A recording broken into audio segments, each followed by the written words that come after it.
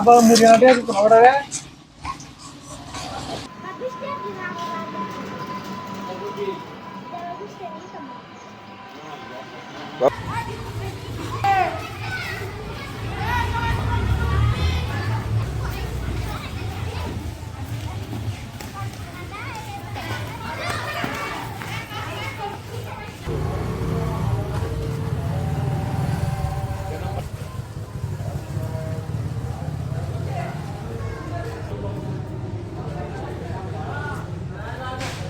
পদ্মা সেতু, metro rail এবং elevated expressway নির্মাণের গর্বিত অংশীদার বসুন্ধরা সিমেন্ট। কালের কণ্ঠের সংবাদ প্রচারের পর আমি বিষয়টা সরেজমিনে তদন্ত করেছি। তদন্ত করে আসলে কিছুটা সত্যতা পেয়েছি।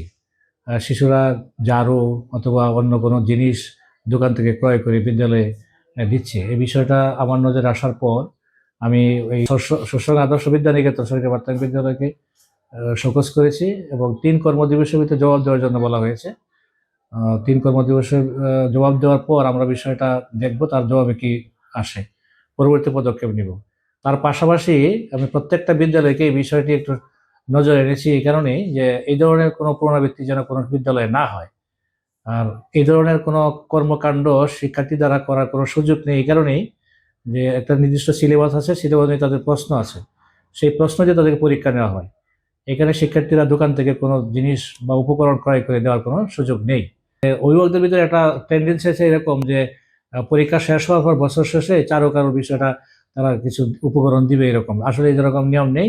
আমরা বলেছি যে উঠান বৈঠক, মাঠ সমাবেশ এগুলির মাধ্যমে তাদেরকে স্পষ্টীকরণ করা যে এই ধরনের উপকরণ দেওয়ার কোনো সুযোগ নেই শিক্ষার্থীদের।